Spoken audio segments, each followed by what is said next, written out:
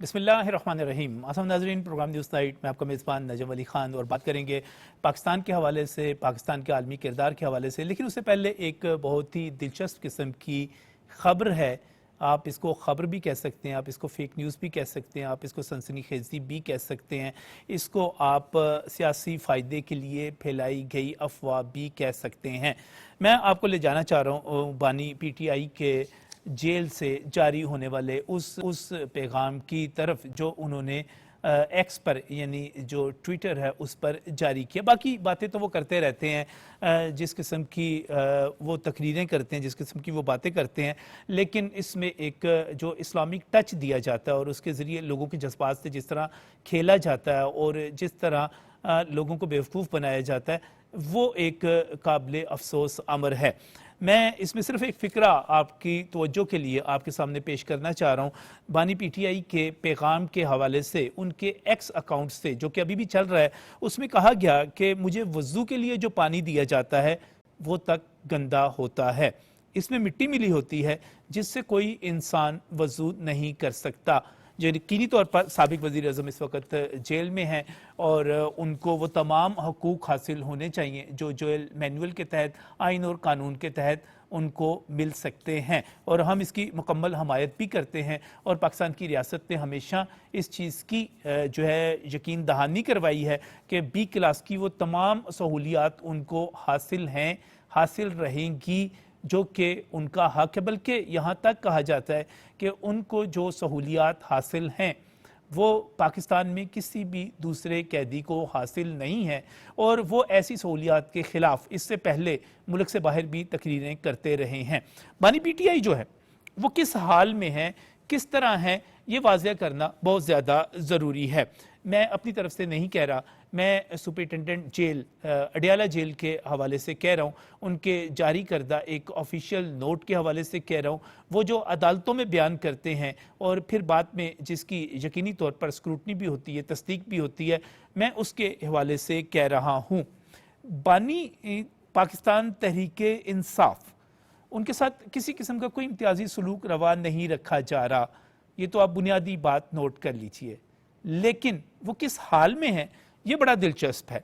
बानी PTI 7 sales के पर मुश्तमिल एक अलहदा कॉम्प्लेक्स में है, यानी कि एक उनकी रिहाइश का 7 सेल्स को मिला के उनके लिए एक रिहाइश का तैयार की गई है, जहां उनके लिए खुला सहन मौजूद है, यानी वॉक के लिए कंपाउंड उनके पास अलहदा से मौजूद है, उनके पास एक्सरसाइज बाइक वहां पर मौजूद है, उनके पास वहां पर LED यानी कि टेलीविज़न मौजूद है, उनके पास वहां पर अखबारात मौजूद हैं, उनके पास वहां पर ज़ाती इंतखाब की किताबें मौजूद हैं।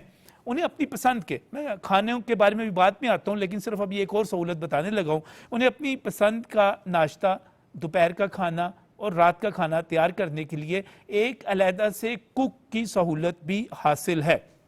यही नहीं बल्कि वो जेल में है, लेकिन जेल में होने के बावजूद इस वक्त तक वो सैकड़ों मरतबा सोशल मीडिया प्लेटफॉर्म इस्तेमाल कर चुके हैं, जिसमें वो बाकायदा तौर पर सियासी हदायत भी जारी करते हैं और अहकामात भी जारी करते हैं। यहाँ तक के अहकामात होते हैं कि हुकूमत से मुज़ाकरात करने हैं या नहीं करने। इसके साथ ही वो बैनुल-अक़वामी मीडिया के साथ भी राब्ते में है, उनके बाकायदा तौर पर मज़ामीन शाया होते हैं। पिछले 3 माह के हवाले से उनके जो तफसील मौजूद है, दर्जनों अफराद उनसे मुलाकातें कर चुके हैं, जिनमें उनके अहल खाना भी हैं, सियासी साथी भी हैं और वकला भी शामिल हैं। सिर्फ यही नहीं है बल्कि रोज़ाना डॉक्टर्स, मैं फिर जेल सुपरिटेंडेंट के हवाले से बता रहा हूँ, डॉक्टर्स रोज़ाना 3 मरतबा उनका तिब्बी मुआयना करते हैं कि उनकी सेहत ठीक है, उनको मिलने वाला खाना ठीक है। यानी कि ये सारी सहूलतें जो हैं किसी भी दूसरे जो कैदी है उसको हासिल नहीं है। ये तो एक ऑफिशियल वर्शन है, लेकिन दूसरी तरफ अगर आप गूगल करें, अगर आप थोड़ा सा ग्रुप पे चले जाएं और ये पता करें कि जो बानी PTI हैं, जो एक रिपोर्ट आई थी कि उन्होंने 1 माह के अंदर 6 से 7 लाख रुपए तक खर्च किए अपने खाने के ऊपर। यानी कि एक तरफ ये रिपोर्ट है, जाहिद गिशकोरी सब सीनियर सहाफ़ी हैं, उनके हवाले से बयान किया गया, बाकियों के हवाले से बयान किया गया कि उन्होंने कुछ 6 माह में 35 लाख रुपए सिर्फ खाने पर खर्च किए। एक तरफ तो इस हद तक खर्च किया जा रहा है, खाने के ऊपर, कुक मौजूद है, और दूसरी तरफ ये किया जा रहा है कि वज़ू के लिए जो पानी मिल रहा है وہ بھی درست نہیں ہے. کیا آپ اس پر یقین کر سکتے ہیں؟ میں نے جب اس کو گوگل کیا، گروپ کیا، تو مجھے پتہ چلا کہ ناشتے میں ان کو چیا سیڈ اور چکندر کا جوس اور اس کے ساتھ ساتھ کھجوریں، انار کا جوس، ابلے ہوئے انڈے، یہ ناشتے میں یہ ساری چیزیں جو ہیں اس وقت انٹرنیٹ پر جو دستیاب ساری تفصیل ہے اس کے مطابق پورج، دلیا جو ہے وہ مل رہا ہے. دوپہر کو ان کو دیسی مرغی ان کے مینیو میں شامل ہے، ان کے مینیو میں مٹن شامل ہے، دیسی گھی میں بنا ہوا، باقی چپاتی، سلاد، گرین ٹی وغیرہ تو ساتھ چلتی ہے. رات کا کھانا اور بہت مشہور ہوا تھا اس میں کہ وہ پنک سالمن فش کھاتے ہیں اور دلیا، ناریل کا جو پانی ہے، دیسی مرغی کی یخنی ہے. یعنی ناریل کا پانی تو ان کی خوراک میں شامل ہے، لیکن وہ کہہ رہے ہیں کہ مجھے وضو کے لیے جو پانی مل رہا ہے وہ جو ہے میں وضو نہیں کر سکتا. تو یہ جو ایک مرتبہ سوری صاحب نے ان کے کان میں کہا تھا نا کہ اسلامک ٹچ دے، یہ بار بار اسلامک ٹچ دیا جاتا ہے، یہ نامناسب ہے. ہمیں یقینی طور پر آئین اور قانون کے مطابق چلنا چاہیے. سابق وزیر اعظم اس وقت جن مقدمات میں سزا یافتہ ہیں یا جن مقدمات کی وجہ سے جیل میں ہیں، ان کا قانونی طور پر مقابلہ کرنا چاہیے. لیکن جب آپ فیک نیوز پھیلائیں گے، جب آپ اس کے ذریعے ایک لوگوں کے سامنے اپنا ایک غلط مقدمہ رکھیں گے، تو یہ ضروری ہے کہ اس کی تصحیح کر دی جائے. اور اس وقت ان کو جو سہولیات حاصل ہیں وہ میں نے آپ کے سامنے ساری بیان کر دی ہیں. اب یہ خود دیکھ لیجئے کہ وہ کس سال میں ہیں، اور وہ اس سے پہلے خود اپنے جو مخالف سیاسی قیدی ہیں جن کو رکھا گیا تھا جیل میں، وہ بھی پاکستان کے وزیر اعظم تھے، ان کے بارے میں کیا کہتے رہے ہیں. یہ ایک بنیادی سی بات تھی. چلتے ہیں پروگرام میں آگے اور بات کریں گے پاکستان کی، اور پاکستان عالمی تنازعات میں پرامن حل ادا کرنے کا، اور ان کو نہ صرف اپنا کردار ادا کرنے کا بلکہ تمام تر جو تنازعات ہیں ان کو پرامن طور پر حل کرنے کا داعی ہے. اور اس سلسلے میں پوری دنیا اس کی ہم خیال بھی ہے اور اس کی حامی بھی ہے. پاکستان نے ایک قرارداد سلامتی کونسل میں متفقہ طور پر منظور کروائی، جس میں یہ کہا گیا کہ تنازعات کو بات چیت سے، سفارتی تعلق سے اور باہمی تعاون سے حل کیا جائے. پاکستان یہ بھی کہتا ہے کہ اقوام متحدہ کے رکن جو ممالک ہیں ان کے درمیان تنازعات کو ابھرنے سے پہلے روکا جائے، ثالثی بڑھائی جائے. سلامتی کونسل سے جو سرمائی مباحثہ تھا، اس سے جو ہمارے نائب وزیر اعظم، ہمارے وزیر خارجہ اسحاق ڈار نے جو خطاب کیا، میں سمجھتا ہوں کہ وہ پاکستان کی خارجہ پالیسی کا ایک نمایاں جزو ہے، اس کی عکاسی کرتا ہے. پروگرام کو آگے بڑھائیں گے، لیکن میں چاہوں گا کہ ہم پاکستان کا موقف جو کشمیر کے حوالے سے ہے، جو مسئلہ فلسطین کے حوالے سے ہے اور جو عالمی تنازعات کے حوالے سے ہے، اس کو ہم ضرور سنیں تاکہ ہم اپنے وطن کا مقدمہ ہر جگہ پر لڑ سکیں. اسحاق ڈار صاحب کا خطاب سنیں. الرحمن الرحیم. نحمد و نصلی علی رسول الکریم. Excellencies, ladies and gentlemen, I am honored to preside over this important open debate on the Middle East, including the Palestinian question. I thank Assistant Secretary General Khalid Khayari for his comprehensive briefing. For decades, the Palestinian people have endured the worst form of occupation and apartheid. They have been denied their fundamental and inalienable rights, including the right to self-determination and statehood. What we have witnessed in Gaza for the last 22 months is not just a humanitarian catastrophe, but a collapse of humanity itself. Gaza has become a graveyard for innocent lives as well as for the international law, particularly the international humanitarian law. Over 58,000 Palestinians, most of them women and children, have been killed in Israel's brutal military assault. The systematic targeting of hospitals, schools, UN facilities, aid convoys, and refugee camps are not incidental.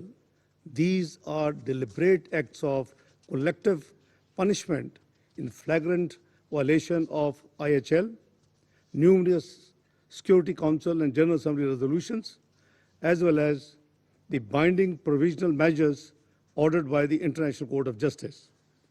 Excellencies, the hunger crisis in Gaza has reached unprecedented and deeply alarming levels. According to the United Nations World Food Programme, a third of the population not eating for multiple days in a row, an indicator of catastrophic levels of food insecurity.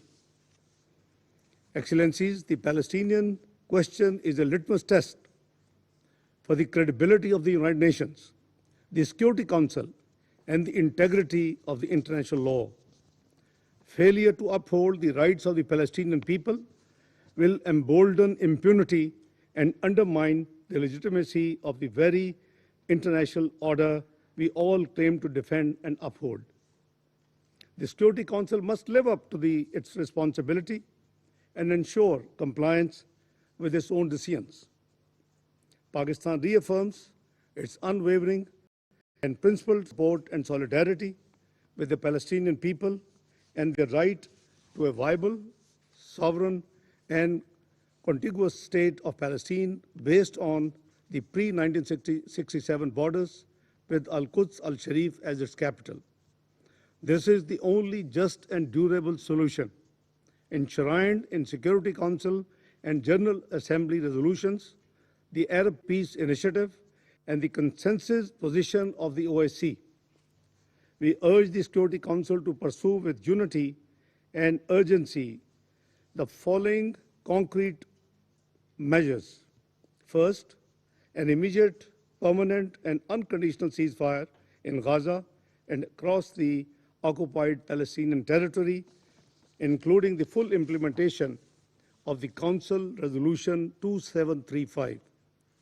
We appreciate the ongoing diplomatic efforts aimed at securing a ceasefire in Gaza and hope these would yield tangible and meaningful outcomes, including a permanent end to the war. We appreciate the role played by Egypt, Qatar, and the United States in this regard.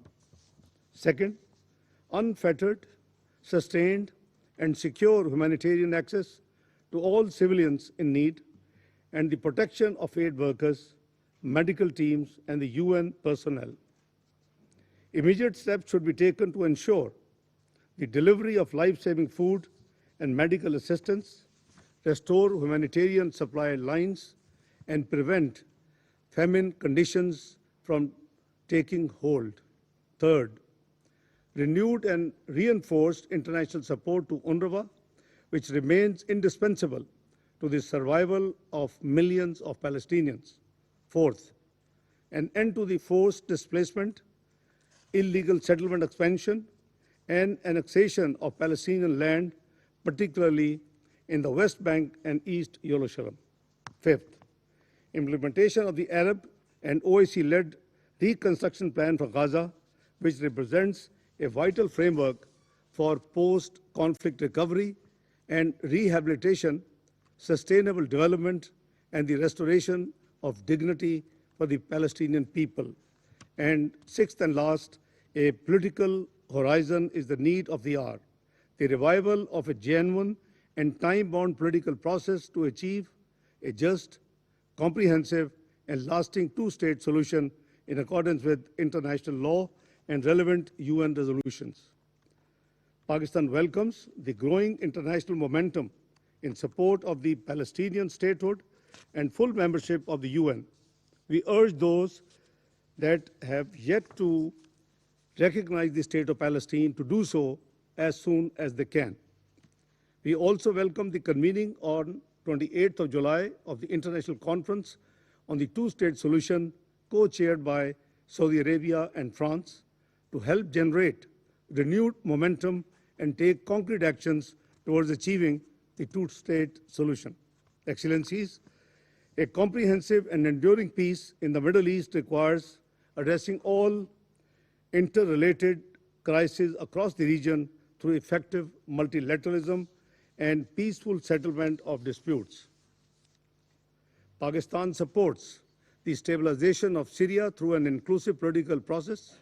Syria's unity, sovereignty, and territorial integrity must be upheld. Israel must withdraw immediately from the separation zone established under the 1974 disengagement agreement and from the occupied Syrian Golan Heights in accordance with Security Council Resolutions 242, 338, and 497.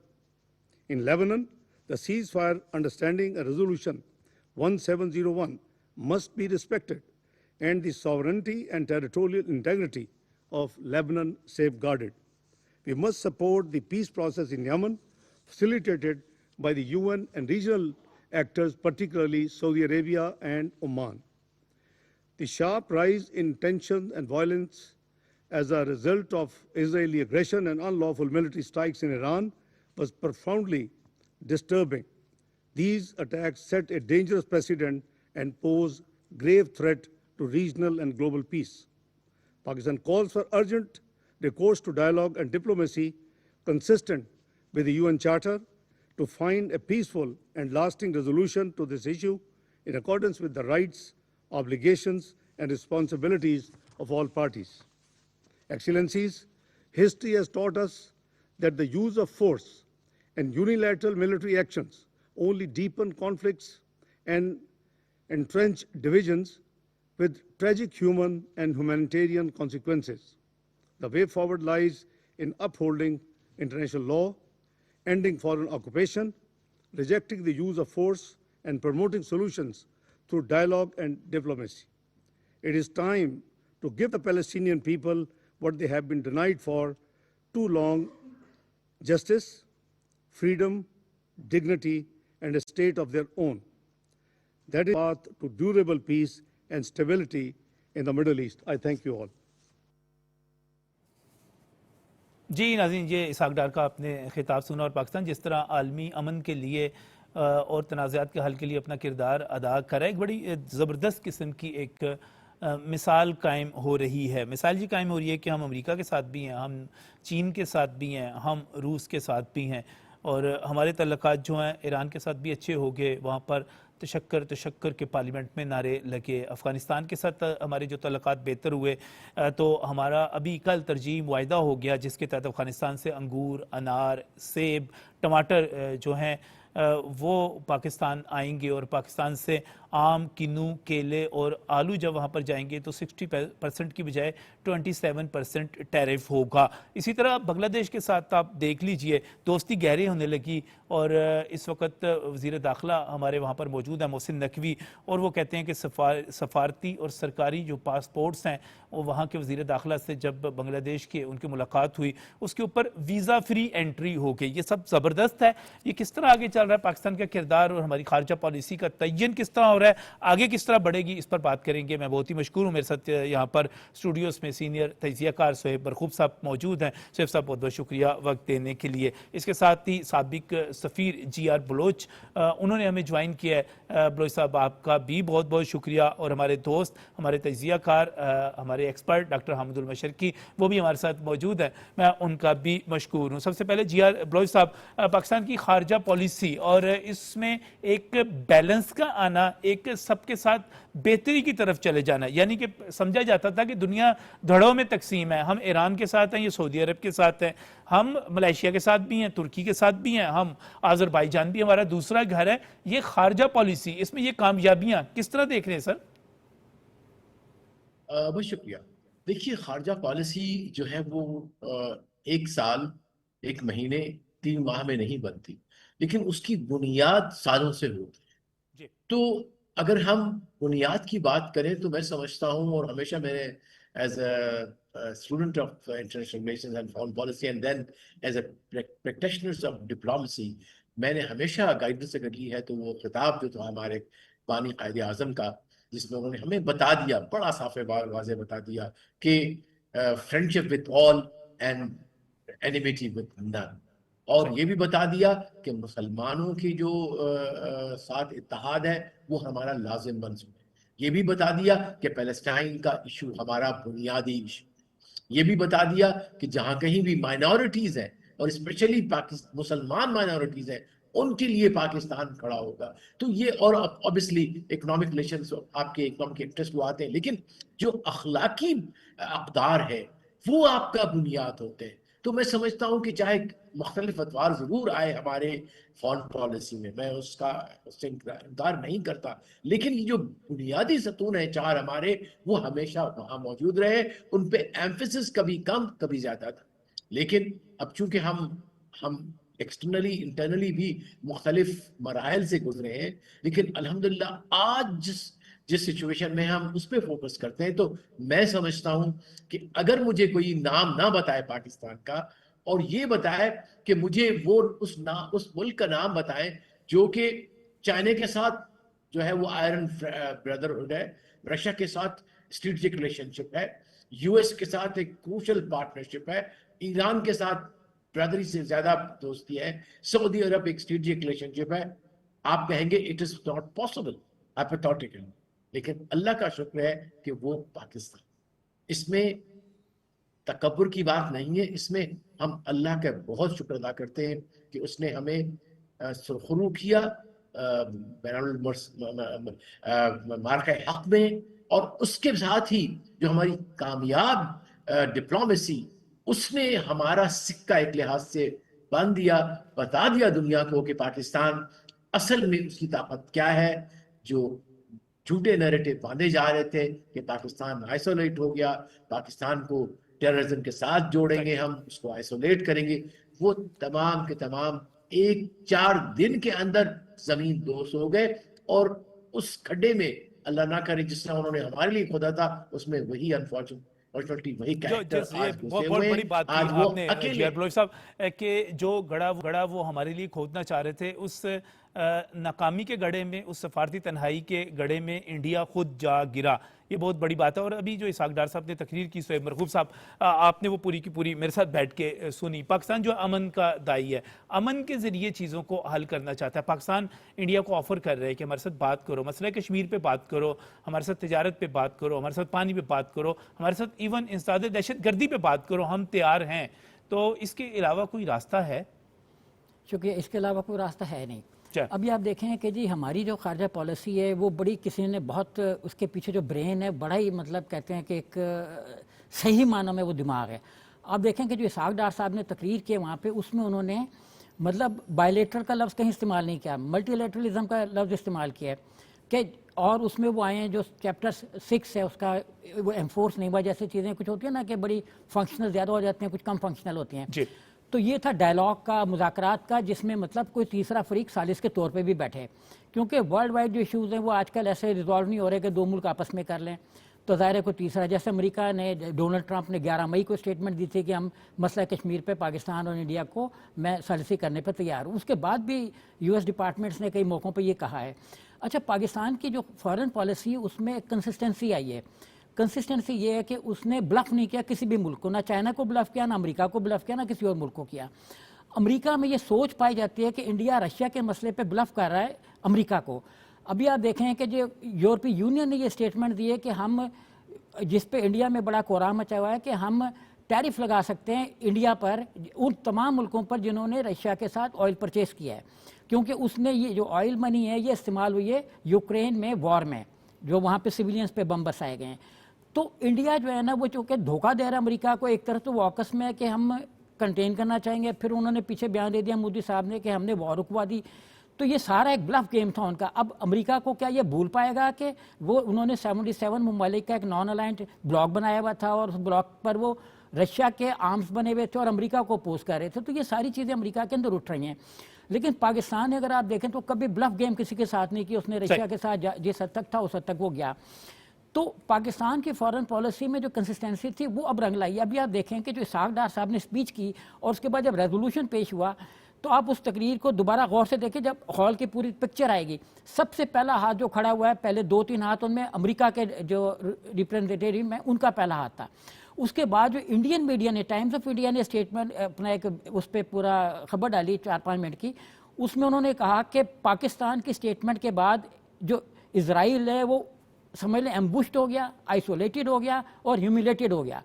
تو مطلب پاکستان کی جو foreign policy Ishaq Dar صاحب نے وہاں پہ جس طریقے سے پیش کی، اس میں انہوں نے ملٹی لیٹرزم اور وہ جو دبے ہوئے ایک سمجھ لینا کہ پورشن تھا، یوز نہیں ہوا تھا، اس کو انہوں نے چاہا ہے کہ وہ کریں. اور اس میں انڈائریکٹلی انہوں نے جب یہ کہا کہ امن کے بیس پر ہم مذاکرات سے کریں تو انہوں نے پہلگام کو بھی بیچ میں لے لیا. ابھی میں آپ کو ایک اور چیز بتاؤں کہ پاکستان کے حق میں ہم ایک انڈیا کے بامبے ہائی کورٹ میں نہیں گئے, ہماری ایجنسیوں پر پاکستان پر ڈائریکٹلی حملہ کیا انڈیا نے یہ کہہ کے کہ پاکستان بامبے جو 2006 میں بلاسٹ ہوئے 7 جس میں 187 لوگ مارے گئے, ابھی جو 12 لوگ بری ہوئے ہیں ان کی بات کر رہے ہیں, دوبارہ وہ معاملہ جو ہے اوپر چلا گیا. اس میں ہماری ایجنسی کا بھی نام تھا, ہماری ایجنسی کا نام تھا, پاکستان کا نام تھا, تو بامبے ہائی کورٹ نے اس کو 600 صفحوں کا ڈیسیجن دیا کہ سارا فیک ہے, اور اقبالی بیانات پہ آپ نے لوگوں کو سزائیں دی, تو ایسا کبھی دنیا میں ہوا نہیں. تو پاکستان کمال نہیں ویسے پاکستان پہ کوئی اللہ کی رحمت, ایک محنت دیکھیں اس چیز سے بھی. پہلی بات یہ اللہ کی رحمت, اور دوسری بات یہ کہ وَأَن لَيْسَ لِلْإِنسَانِ إِلَّا مَا سَعَىٰ, کہ انسان کو وہی کچھ ملتا ہے جس کے لیے وہ صحیح کرتا ہے, کوشش کرتا ہے. محنت سے انکار نہیں کیا جا سکتا. حامد المشرقی صاحب, ہم عام طور پہ جو ہے پاکستان کی خارجہ پالیسی کے حوالے سے ہر دور میں ہی کہتے ہیں کہ یار اچھی ہونی چاہیے, لیکن اسحاق ڈار صاحب کے دور میں یہ جو کامیابیاں ہیں, جس طرح ابھی جی آر بلوچ صاحب کہہ رہے تھے, صہیب صاحب کہہ رہے تھے, آپ اس کو اگر میں آپ سے کہوں تنقیدی جائزہ لیں تو کیا لیں گے؟ بہت شکریہ نجم بھائی. بات یہ ہے کہ بلا شبہ میں یہ سمجھتا ہوں کہ پاکستان کی جو سفارتی کامیابیاں ہیں وہ تاریخی اعتبار سے بہت اہمیت رکھتی ہیں, اور اللہ نے پاکستان کا وہ جو بات ہم سنتے آئے تھے وہ آج عملی طور پر نظر آ رہی ہے کہ پاکستان بہت سارے دنیا کے معاملات میں اب کلیدی رول ادا کر رہا ہے.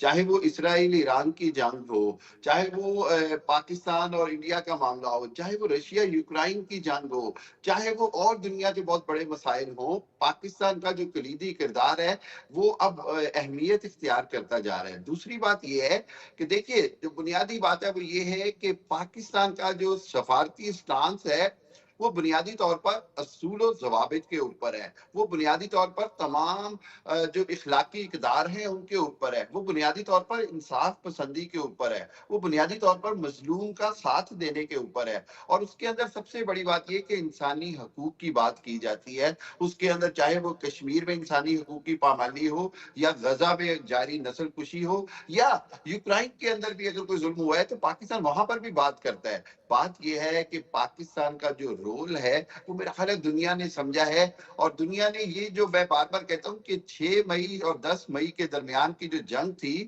اس کے بعد پاکستان کا جو خطے میں رول تو تھا ہی تھا, اب دنیا میں ایک بڑا اہم رول سامنے آیا ہے کہ دنیا کو یہ سمجھ آئی کہ جنوبی ایشیا میں جو چودراہٹ کا رول, یا جو انگریزی میں لفظ بلی کہتے ہیں, انڈیا کو دیا گیا تھا, وہ دراصل پوری دنیا اور خطے کے امن کو خطرے میں ڈال چکا تھا. اور دراصل پاکستان نے جس انداز میں نہ صرف تنازعات کے حل میں اپنا کردار ادا کیا ہے, نہ صرف بہت بڑے بڑے جو وہ ممالک جن کے آپس میں سفارتی تعلقات تو ہیں لیکن وہ بات کرنے کو تیار نہیں تھے, ان کے تصفیے کروائے. دیکھیے تاریخی طور پر پاکستان نے چائنا اور امریکہ کو قریب لایا, پھر اس کے بعد پاکستان نے ایران اور سعودی عرب کا جو معاملات ہیں اس میں ایک اہم ترین کردار ادا کیا, چائنا کے ساتھ مل کر ان کو جو ہے وہ ایک ٹیبل پہ لائے. اور جس طرح ایران کی جنگ کے وقت سعودی عرب, یو اے ای, تمام مسلم ممالک نے ایران کا ساتھ دیا, یہ میں کہتا ہوں کہ اس کی تاریخ میں مثال نہیں ملتی. یہ وہ چیز تھی نہ وہ اسرائیل ایکسپیکٹ کر رہا تھا نہ امریکہ ایکسپیکٹ کر رہا تھا. اور یہی جو بات ابھی ہم کر رہے تھے یہ بڑی امپورٹنٹ ہے کہ انڈیا کی جانب سے جو سب سے ڈرٹی گیم کی جاتی ہے وہ یہ کہ اپنے ہمسایوں کے ساتھ اس نے ناجائز قسم کے پھڈے کیے ہوئے ہیں, ایک ایسے مسائل کھڑے کیے ہوئے ہیں جو خود انڈیا کی طرف سے ہیں, چاہے وہ نیپال کے ساتھ سرحدی تنازع ہو, چاہے وہ بھوٹان کے ساتھ تنازع ہو, چاہے وہ سری لنکا کے ساتھ سمندر پہ تنازع ہو, چاہے وہ بنگلہ دیش کے ساتھ تنازع ہو, اور پھر پاکستان کے ساتھ تو ہے ہی ہے. اچھا, اس کے اندر ہوا یہ کہ اصل میں بڑی اس چیز کو کریٹیکل یہ سمجھتا ہوں کہ چونکہ دنیا کے نے یہ دیکھا کہ پاکستان کا جو موقف اصولی ہے اس کے اندر, چاہے وہ چائنا کے ساتھ اپنے تعلقات پوری دنیا کو بتا کر استوار رکھتا ہے, کسی سے چھپاتا نہیں, ڈھکے چھپے نہیں, اسی طرح پاکستان امریکہ کی اہمیت کو ہر حالت میں مانتا ہے کہ وہ کہیں بھی ڈھکی چھپی نہیں ہے. وہیں پر پاکستان رشیا کے ساتھ دوستی رکھتا ہے کہ پاکستان سمجھتا ہے کہ خطے کے اندر چائنا, رشیا, ترکی اور پاکستان کا مل کے ایک بلاک جو ہے وہ بڑا ضروری ہے. تو میرا خیال یہ ہے کہ آئندہ آنے والے دنوں میں انشاءاللہ پاکستان کی مزید سفارتی کامیابیاں آپ کو نظر آئیں گی, اور سفارتی کامیابیاں جو ہیں وہ آٹومیٹیکلی معاشی کامیابیوں میں بدلیں گی. معاشی کامیابی کامیابیاں جو ہیں وہ خود بخود ملک کے اندر استحکام لائیں گی اور غربت کے خاتمے کی طرف جائیں گی. سو یہ سارا انگریزی میں ایک لفظ یوز ہوتا ہے چین ایفیکٹ, ٹریگر ایفیکٹ ہے. تو ہر چیز کا ایک ایفیکٹ ہوتا ہے. جہاں سفارتی کامیابیاں دنیا میں پاکستان کو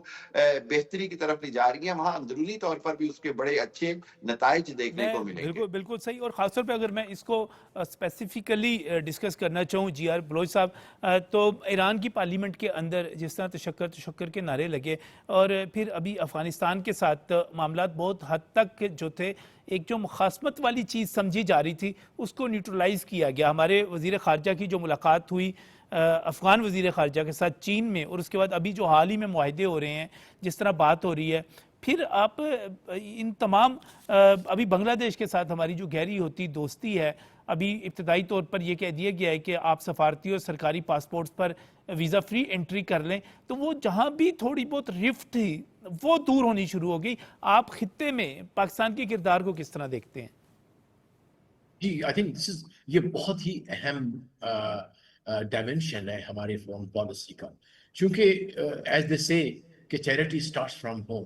اس کے علاوہ بھی جب آپ فورن پالیسی کے اس پہ آ جاتے ہیں, اصولوں پہ آ جاتے ہیں, تو سب سے پہلے آپ نے اپنے نیبرہڈ کو اور اپنے ریجن کو کرنا ہوتا ہے کنسولیڈیٹ, اس کے بعد پھر آپ گلوبل کی طرف جاتے ہیں. تو پاکستان جو ہے وہ اس یہ جو بنیادی اصول ہے کہ آپ اپنے نیبرہڈ کے اندر, جس میں افغانستان ہے, ایران ہے, آف کورس انڈیا کے ساتھ بھی ہم نے بارہا کوشش کی کہ ان کے ساتھ ہمارا جو اصل مسئلہ کشمیر کا ہے وہ حل ہو جائے, تاکہ ایک پرامن سر اس وقت بھی بلوچ صاحب اس وقت بھی تو ہم بار بار پیشکش کر رہے ہیں کہ آئیں ہم بات کرتے ہیں, آئیں بیٹھیں, جنگ نہیں کرتے یار, آئیں بیٹھیں ہم بات کرتے ہیں, بات کرنے. بالکل یہی بات بار بار پی ایم صاحب نے کہا ہے, فورن منسٹر نے کہا ہے, ایٹ آل لیولز پہ یہ بات ہوئی ہے کہ ہمارا اصل انیمی ہماری جو ہے وہ غربت ہے دونوں ملکوں کے اندر. تو پاکستان کی پرائورٹیز بڑی درست ہے. دیکھیں اصل چیز کیا ہوتی ہے, اسٹریٹجک کلیئرٹی. وہ میں نے ایسے بھی لکھا تھا, آپ سے میں کروں گا کہ پاکستان کی اس وقت جو اصل اساس ہے فورن پالیسی کی, وہ ہے اسٹریٹجک کلیئرٹی. ہمیں ایگزیکٹلی پتا ہے کیا کرنا ہے, ہم نے اس طرف جا رہے ہیں.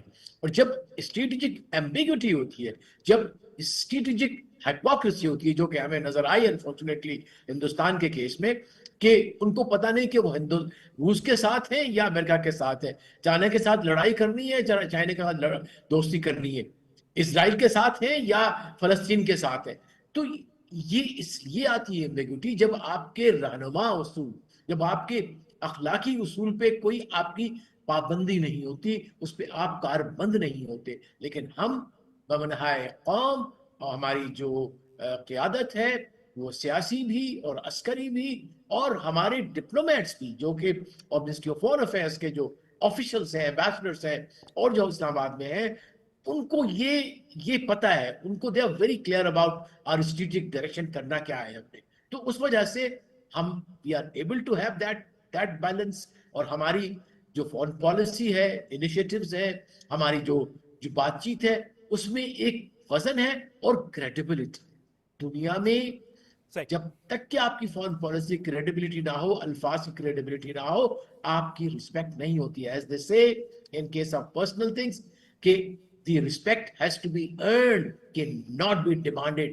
لیکن جب آپ کے پڑوس والا ڈیمانڈ کرتا ہے, سری لنکا سے ڈیمانڈ کرتا ہے, بھوٹان سے, بنگال سے, بنگلہ دیش سے یا ہم سے, تو کیا جواب ملتا ہے اس کو؟ وہی جو اس کو ملنا چاہیے. لہٰذا ہم نے اپنی رسپیکٹ, ہم نے اپنا اسٹیٹس ارن کیا ہے with good strategy, with morality, اخلاق, mutual respect, equal sovereign equality and mutual interest, and most importantly the principle of win-win interaction کے جہاں آپ کو بھی فائدہ. یہ بہت سارے سفارتکار بتاتے ہیں کہ جے شنکر جب دوسرے کسی ملک میں جاتے ہیں تو وہ بالکل ایک نا ایسے ماسٹر کی طرح انسٹرکٹ کرتے ہیں. بالکل ایک رول ان کا ایسے ہوتا ہے جیسے وہ کوئی گفتگو کر کے, کوئی معاہدہ کر کے احسان کر رہے ہیں اس سے. اور خود نریندر مودی کی جو باڈی لینگویج ہے وہ لوگوں کو اوفینڈ کرتی ہے. یہ جو ارن کرنے والی رسپیکٹ کی آپ نے بات کی, بہت بڑی بات ہے. Mutual respect. اور ابھی جس طرح بات ہو رہی تھی اور حامد صاحب جو تھے وہ کہہ رہے تھے کہ ہم نے اس تمام چیزوں کو آگے جو ہے جو اکنامک جو آپ کی سفارتی کامیابی ہیں یہ معاشی کامیابیوں میں اور معاشی کامیابی ہیں جو وہ عوام کو ریلیف میں. تو سیف صاحب یہ عوام کو ریلیف والا نقطہ بہت اہم ہے. میرے پاس خبر جو موجود ہے پاک افغان ترجیحی معاہدہ 4 اشیاء دونوں طرف سے 60% کی بجائے 27% ٹیرف, یعنی کہ افغانستان سے انگور, انار, سیب, ٹماٹر جو آئیں گے ان پہ 60% نہیں 27% ٹیرف ہوگا, اور پاکستان سے آم, کینو, کیلے, آلو جائیں گے تو ان پر بھی جو ہے ٹیرف کم ہوگا, اور 1 سال کے لیے معاہدہ. اس سے تو قیمتیں بھی کم ہوں گی, عوام کو بھی ریلیف ملے گا. جی ہاں بالکل. اچھا یہ چاروں جو کموڈیٹیز ہیں ان پہ 27% نہیں, کچھ پہ 22% ہے, کچھ پہ 27% ہے. جی اچھا اس سے یہ ہوگا کہ ہمارے ہاں مثلاً اکاڑا جیسے ہے وہ ہیون کہلاتا ہے اس کے لیے آلو کے حساب سے, تو وہاں پہ ایک دم اس کی کاشت بڑھے گی. مطلب ہمارے جو کاشتکار ہیں ان میں خوشحالی آئے گی کیونکہ ایکسپورٹ آئٹمز میں ان کو زیادہ بیٹر پرائسز مل جاتی ہیں. اچھا اسی طریقے سے مینگو کی ہمیں بہتر پرائس ملے گی, کنو کی بہتر پرائس ملے گی ہمارے کاشتکار کو. یہ ایکچولی جو اس کے لیے ایک ہارویسٹ پلان بھی گورنمنٹ نے تشکیل دیا. اس کے پیچھے یہ نہیں کہ ہم ان کو برآمد کر دیں گے ملک میں کوئی شارٹیج ہو جائے گی. یہ انہوں نے ایک پورا ہارویسٹ پلان بنایا ہے کہ ہم اپنے ملک میں ان چیزوں کے جو پروڈکشن ہے اس کو کیسے بڑھائیں گے, اور جو بڑی ہوئی پروڈکشن ہے اس کو ایکسپورٹ کریں گے اور وہاں سے امپورٹ کریں گے. اچھا وہاں سے جو ہم کاٹن را کاٹن امپورٹ کریں گے اس کا ہمارے کاٹن انڈسٹری کو فائدہ ہوگا. ٹیکسٹائل ہماری ویسے ہی آپ کو پتہ ہے کہ اس کی ایکسپورٹ بڑھ رہی ہے, اور ہم ایسے ملکوں میں بھی مثلا جیسے کہتے تھے UAE کے ساتھ ہماری اب 10+ بلین ڈالر کی ہماری ان کے ساتھ ٹریڈ ہو چکی ہوئی ہے. تو یہ ایک مطلب ایگریکلچر بیسڈ جو ان کے ساتھ کانٹریکٹ ہوا ہے یہ ایگریکلچر کو سپورٹ کرے گا. جیسے آپ نے شروع میں بھی ابھی کہا کہ ہمارے منسٹر جو انٹیریئر افیئرز ہیں وہ وہاں پہ گئے ہوئے ہیں, اور وہ انٹیریئر کے بھی کچھ جو ہمارا ایک بڑا پس منظر ہے نا ٹیررزم کی روک تھام اور یہ وہ اس کو فیسیلیٹیٹ کریں گے. امریکہ نے آج پھر کہا ہے جو مطلب سلامتی کونسل کا اجلاس ہوا ہے اس کے بعد بھی انہوں نے کہا ہے کہ ہم کہ پاکستان کی جو مطلب اینٹی ٹیررزم کی پالیسی ہم اس کو سپورٹ کرتے ہیں.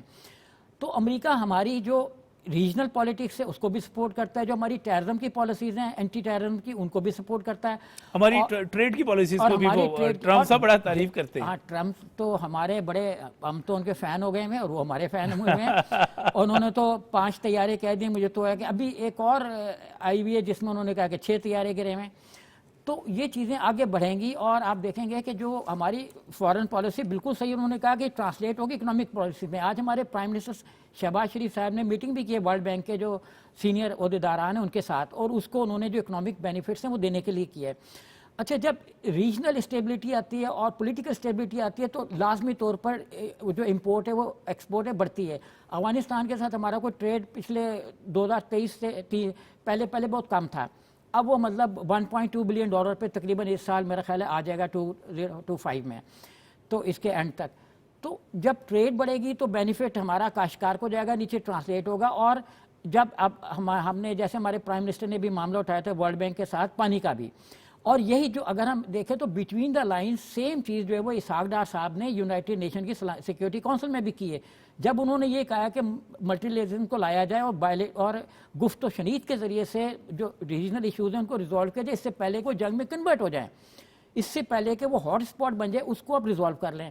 انڈیا ان چیزوں کو بڑی اس کے ساتھ دیکھ رہا ہے. جو آپ نے بات کیا نا, اگر ہم اس کو ملا کے دیکھیں کہ جے شنکر کے بارے میں تھا لیزر آئی, اور اب لوگ ان سے پوچھتے ہیں لیزر آئی کدھر ہے بھائی, اور وہ یہ کہتے تھے کہ یورپ ہمیں نہ بتائے کہ ہمارا مفاد کیا ہے, ہم یورپ کو بتائیں گے کہ ورلڈ کا مفاد کیا ہے. تو ان کی یہ فارن پالیسی پٹ گئی. فارن پالیسی یہ کہ گیو اینڈ ٹیک, ہم آپ کے جو ہاں جی عزت دیں, عزت لیں. یہ آپ جو استاد بن کے اور آپ ماسٹر بن کے, اور آپ بلکہ استاد اور ماسٹر والے لفظ تو بہت اچھے ہیں, آپ آقا بن کے جب آپ کام کرنے کی کوشش کرتے ہیں تب نہیں ہو پاتے. میں حامد بھائی میں نا ایک بڑی باقی تمام ممالک کے ساتھ تعلقات ایک طرف, اور میں بنگلہ دیش کے ساتھ جو چیزیں ہوتی ہیں ان پہ بہت انٹرسٹ لیتا ہوں. اور اس میں آپ یہ دیکھیے کہ ایک وقت تھا کہ پاکستانی بنگلہ دیش کے ایئرپورٹ پر اترتے تھے, حسینہ واجد کے دور کی بات کر رہا ہوں, تو ان کے لیے علیحدہ کاؤنٹر بنے ہوئے ہوتے تھے وہاں پر, وہ رکیں وہاں پہ اسپیشل چیکنگ ہوگی اور ان کے لیے مشکل ہوگی, ان پہ نظر رکھی جائے گی. اب یہ ہو رہا ہے کہ پاکستانیوں کو نہ صرف ویزا آسان کر رہے ہیں بلکہ یہاں تک ہو رہا ہے کہ سفارتی اور سرکاری پاسپورٹس کے اوپر تو آپ بغیر ویزے کے انٹری ہو سکے گی. محسن نقوی صاحب کرکٹ کے ایشو پہ وہاں پر موجود ہیں ڈھاکہ میں, لیکن وہ وزیر داخلہ کی حیثیت سے بھی وہاں پر ایکٹیو ہیں. تو بنگلہ دیش کے ساتھ تعلقات, اس پہ کیا کومنٹ کریں گے؟ نجم بھائی, میں سمجھتا ہوں کہ وقت کا پہیہ جو ہے وہ صحیح سمت اب چل پڑا ہے. سب سے اہم بات یہ ہے کہ دیکھیے جس انداز میں ڈھاکہ بنگلہ دیش ہم سے علیحدہ ہوا, ایک ٹریجڈی تھی, ایک سارا کچھ تھا, لیکن جو تاریخی بات ہے وہ یہ ہے کہ انڈیا نے اس کا جس انداز میں, بدترین انداز میں اس کو پاکستان کے خلاف استعمال کیا, پھر اس کے بعد پچھلے 12-14 سال حسینہ واجد کی جو پپٹ حکومت تھی, جب تک اس کی حکومت کے دور میں جس انداز میں عوامی سطح کے اوپر پاکستان اور بنگلہ دیش کو دور کرنے کی کوشش کی, جو کہ میں سمجھتا ہوں ہمیشہ سے ناممکن تھا. آپ نے دیکھا کہ جیسے ہی وہاں پر انڈین پپٹ حکومت ہٹتی ہے, اس کے بعد پاکستان کی حکومت کی جانب سے, پاکستان کی سیکیورٹی فورسز کی جانب سے, پاکستان کے عسکری اداروں کی جانب سے جتنے اچھے کانفیڈنس بلڈنگ میجرز یعنی اعتماد سازی کے فیصلے کیے گئے, اس کے نتیجے میں ہم نے دیکھا کہ کس انداز میں بنگلہ دیش ایک بچھڑے ہوئے بھائی کی طرح دوبارہ ہمارے ساتھ جڑا ہے. اور اس کا نتیجہ یہ ہے کہ آج انڈیا کے اندر اس بات پہ صفحہ ماتم بچھی ہوئی ہے. آج انڈیا جو ہے وہ بنگلہ دیش کے اندر اس سے جنگ کرنے پہ تلا ہوا ہے, اور بنگلہ دیش چونکہ پاکستان اب ساتھ ہے تو اس کے ساتھ برابری کا جواب دینے کو تیار نظر آ رہا ہے. وہاں پر بھی سرحدی تنازع جو ہے اس کے اندر بڑا واضح جواب دینے کی بات کی جا رہی ہے. اور میں آپ کو ایک بات بتاتا چلوں کہ آئندہ آنے والے دنوں میں انشاءاللہ حالات جو ہیں وہ اور بہتری کی طرف جائیں گے. تعلقات پاکستان اور بنگلہ دیش کے مزید بہتر ہوں گے, تجارت کے حوالے سے بھی, ایک دوسرے کے ساتھ باہمی تعلقات کے حوالے سے. میں آپ کو بتاتا چلوں کہ پہلی بار ہے کہ وہاں بنگلہ دیش میں جو بہاریوں کے کیمپ ہیں جو کہ پاکستان کے ساتھ جڑے ہوئے تھے اور ان سے کہا گیا جی وہ پاکستان کے ہیں, ان کے ساتھ تھوڑا نارمل سلوک کیا جاتا تھا, اب ان کو فیسیلیٹیٹ کرنے کی باتیں ہو رہی ہیں, اب ان کے حقوق ماننے کی بات ہو رہی ہے, اب ان کو نیشنلٹی دینے کی بات ہو رہی ہے. تو اس حوالے سے اب وہ معاملات جو خاص طور پر پاکستان اور بنگلہ دیش کی تلخ یادوں سے جڑے ہوئے تھے, اب الحمدللہ وہ معاملات بھی خوش انداز میں, خوش اسلوبی میں حل ہوتے نظر آ رہے ہیں, تاکہ آئندہ کے دنوں میں آپ دیکھیے گا کہ پاکستان اور بنگلہ دیش جو ہے وہ خطے میں مل کر اپنے فیصلے کریں گے. اور جب وہ مل کے فیصلے کریں گے تو آپ سمجھ سکتے ہیں کہ یہ 48 کروڑ عوام اکٹھے ہوں گے مسلمان برے صغیر کے اندر, پھر اس کے بعد 22 کروڑ مسلمان ہیں جو انڈیا کے اندر ہیں, تو یہ ہو جاتے ہیں 70 کروڑ مسلمان.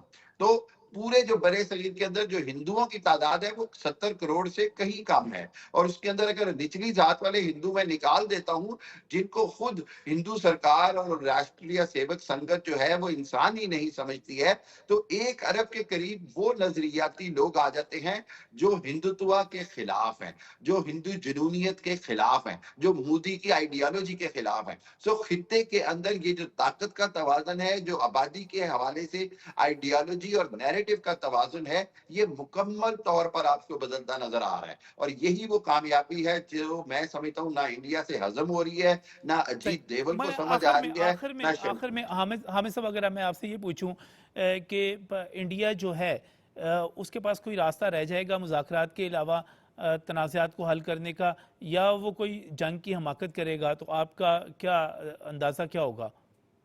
دیکھیے میرا خیال یہ ہے کہ جس طرح مودی کے خلاف آوازیں اٹھ پڑی ہیں, خود سبرامنیم نے بھی استعفے کا مطالبہ کر دیا ہے, بہت سارے بی جے پی کی لیڈرشپ نے, RSS کے پریزیڈنٹ نے مطالبہ کر دیا ہے مودی کے استعفے کا. اگر مودی نے اپنے استعفے سے جان چھڑانی ہوئی اور استعفیٰ نہ دینا ہوا تو وہ جنگ کی شرارت کر سکتا ہے. لیکن میں سمجھتا ہوں کہ خود بی جے پی کے اندر بھی لوگ ہیں جو اب کسی طرح بھی پاکستان سے جنگ کرنا نہیں چاہتے اور چاہیں گے کہ مودی ایسا پاگل پن نہ کرے. بالکل. میں جی آر بلوچ صاحب, پاکستان آفر کر رہا ہے بات کریں ہمارے ساتھ کشمیر پہ, تجارت پہ, انسداد دہشت گردی پہ, پانی پہ. آپ کو لگتا ہے بھارت بات کرے گا یا کوئی اور راستہ اختیار کرے گا؟ دیکھیے بات کرنے کے علاوہ کوئی چارہ بھی نہیں ہے ہندوستان کے پاس.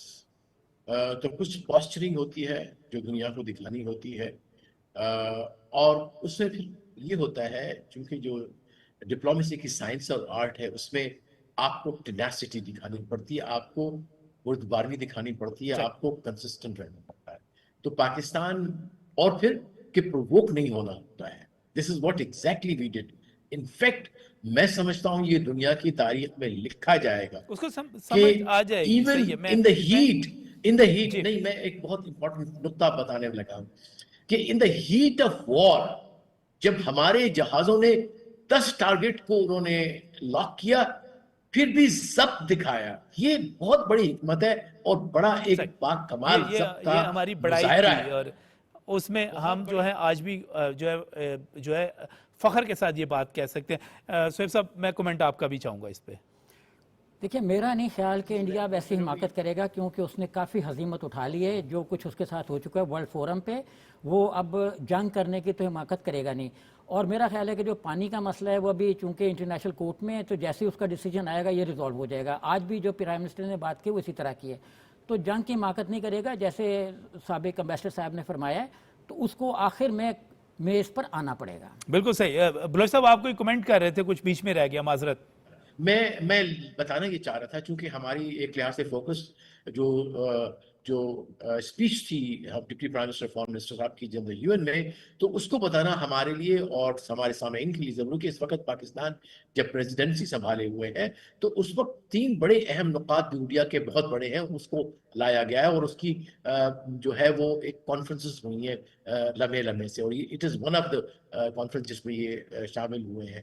اور اس میں ملٹی لیٹرلزم کو ایمفیسائز کیا گیا ہے، پیلسٹائن کی جو ہے وہ ایشو کو کیا گیا ہے، اور اس میں ایک سنہری جملہ جس کو میں ریپیٹ کیے بغیر رہ نہیں سکتا کہ اس وقت فلسطین میں غزہ جو ہے نہ صرف لوگوں کی قبر جو ہے بن چکا ہے قبرستان، لیکن وہ انٹرنیشنل لیگل سسٹم کا قبرستان بن چکا ہے. تو پاکستان نے یہ بھی بتایا ہے کہ جب تک کہ اس دنیا کو قانون کے مطابق نہیں چلایا جائے گا، قوانین کے مطابق نہیں چلایا جائے گا، اخلاق کے مطابق نہیں چلایا جائے گا، we cannot have anything. بہت بہت شکریہ، بہت بہت شکریہ جی بلوچ صاحب وقت دینے کے لیے. سہیب مرغے صاحب آپ کا بہت بہت، ڈاکٹر حامد المشرقی آپ کا بہت بہت شکریہ. لیکن پاکستان امن کی بات کرتا ہے، امن کی بات اس لیے کرتا ہے تاکہ عوام کی فلاح ہو سکے، معاشی ترقی آ سکے. اور پاکستان میں بھی شاید کچھ لوگ ایسے ہوں جن کو کچھ اچھا نظر نہ آتا ہو، لیکن دنیا کو اس وقت بہت کچھ اچھا نظر آ رہا ہے. میں آخر میں ایک خبر آپ کے ساتھ شیئر کرنے جا رہا ہوں. S&P گلوبل نے پاکستان کی جو کریڈٹ ریٹنگ ہے اس کو CCC سے -B میں، یعنی کہ آپ یہ سمجھیں کہ C سے B میں کنورٹ کر دیا ہے.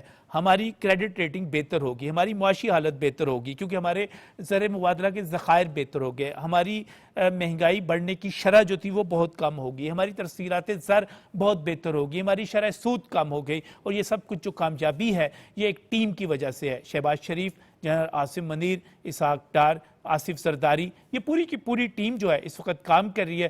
دعا کیجئے اللہ تعالیٰ پاکستان کو ترقی کی راہ پہ رکھے، سلامتی کی راہ پہ رکھے، اور یہ سب کچھ ہم عوام کو اس کا بینیفٹ پہنچا سکیں، ان کو ریلیف مل سکے، وہ زیادہ سے زیادہ خوشحال ہو سکیں. اسی دعا کے ساتھ اللہ حافظ.